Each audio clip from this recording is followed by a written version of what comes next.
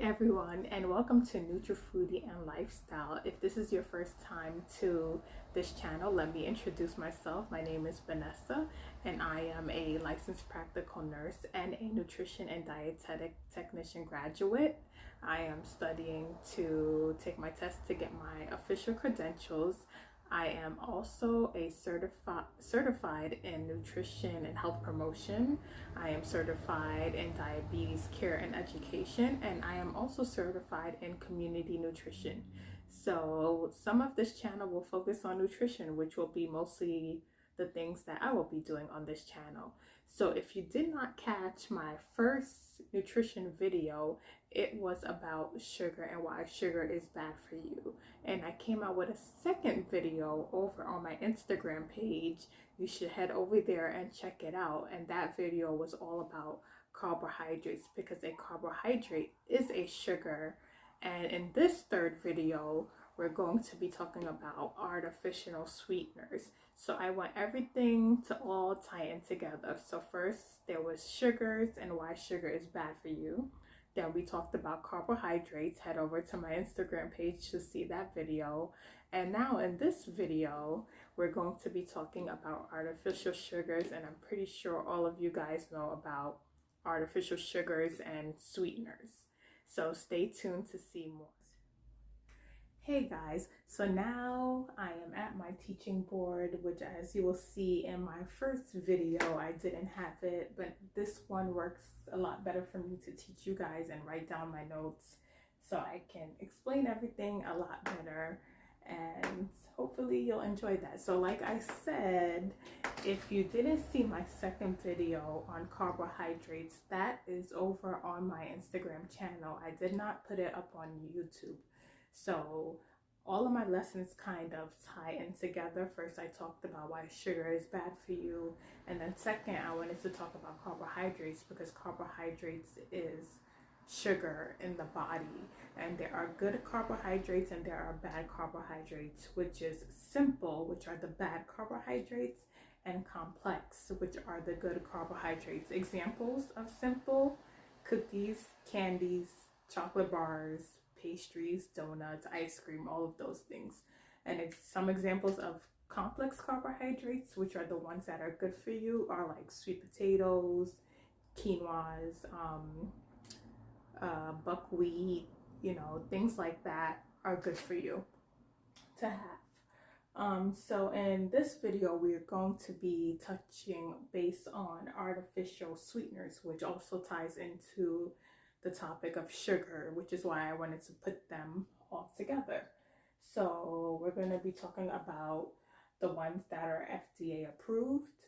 We're going to be talking about natural sweeteners. We're going to be talking about sugar alcohols, and we're going to be talking about novel sweeteners. So to get started, you guys have all heard about artificial sweeteners, especially if you have diabetes. And now that it's a new year too, a lot of people are looking to reduce the sugar in their diet. I personally shared my own experience, and I know I have a big sweet tooth and sugar craving. I probably always want my sweets mostly at nighttime, but I'm working on getting better at that and reducing my sugar consumption. Also because I'm trying to lose weight. But we're not perfect. We get there in time. So artificial sweeteners are also called sugar substitutes, and when you go to your grocery stores, your local supermarket, you will see them marketed as sugar-free products.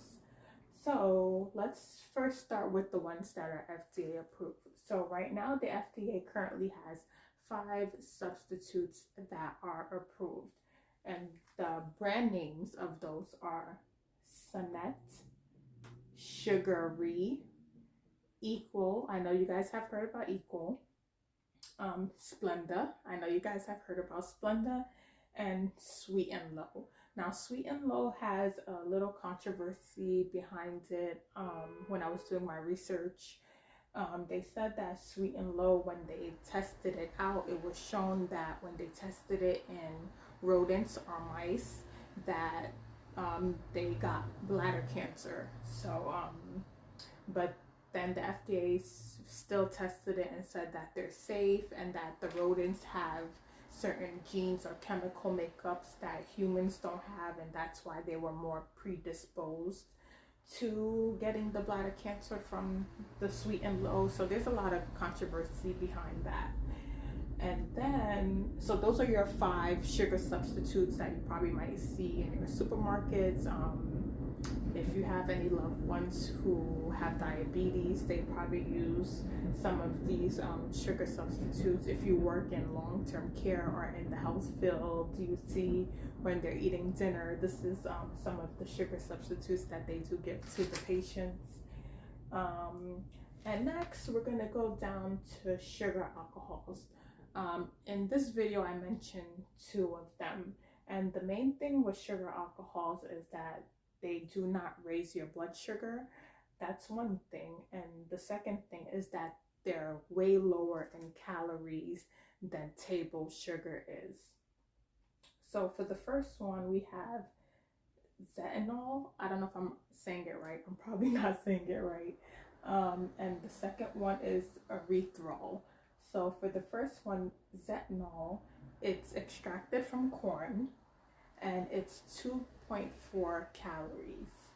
So that's a little bit like 40% less calories than sugar, which is good. And it has no fructose. We know that fructose, if you go back to my first video, is not good. That's the fructose is the one that causes all the health concerns, and it's what you find in table sugar. And then you have your high fructose corn syrup, which comes from the corn. Sorry for the background noise, guys. Which comes from the corn.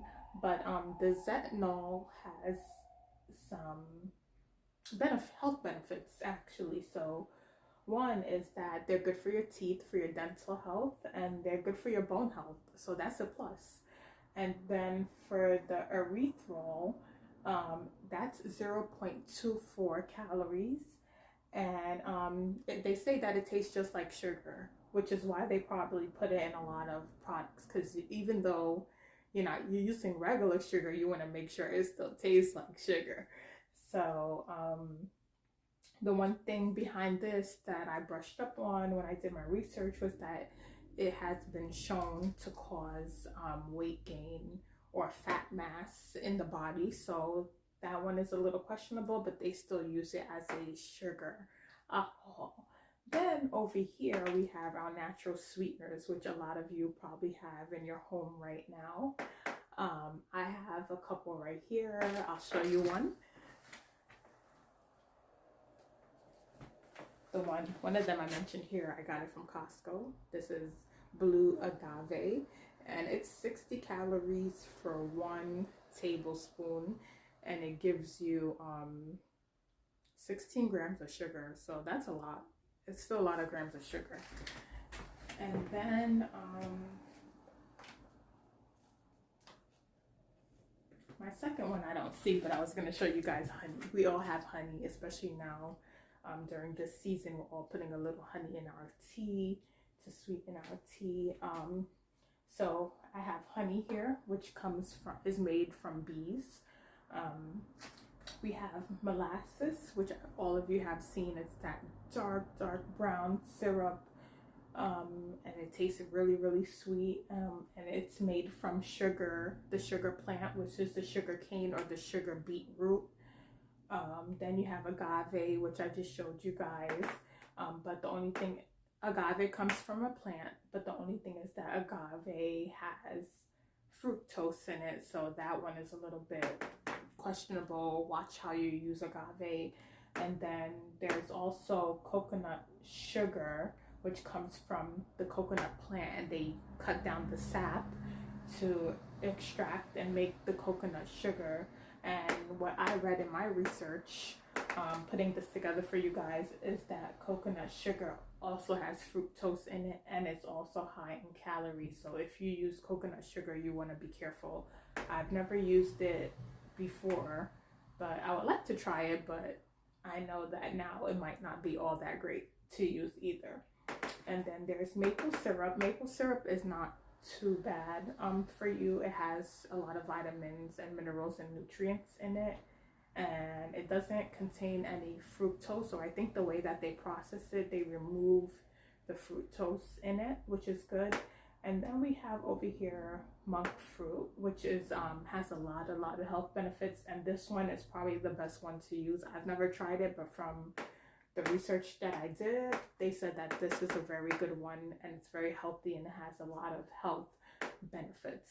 So the last artificial sweetener that I'm going to talk about is stevia. Now I know you guys have all heard of stevia, but that one has a little bit of, you know, questionability about it too, because it's not totally FDA approved right now.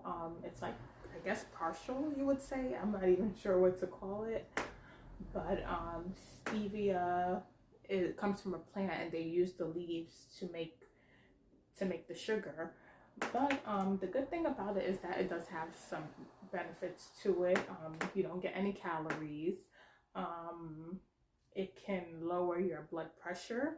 It can lower your blood sugar and insulin in the body. So it is good. It's just that it's not, you know, it's in the in-between stages right now. So the most important take that I want you guys to take from these lessons on sugar is that you have to be careful with your sugar consumption and how much you're taking in each day. Because if you don't watch, then you're gonna have that weight gain. You're gonna have be prone to so many other disorders, you know, and that all stems from how much sugar you have in your diet. So use sugar in moderation. That's what I want you guys to all take away from this. I'm not saying don't have any sugar at all, but watch how you use sugar every day, because really, for men and women, the consumption of sugar is not a lot each day. I think for men, they only want you to have 9 teaspoons of sugar a day, and for women, it's only 6. So that's not a lot to work with.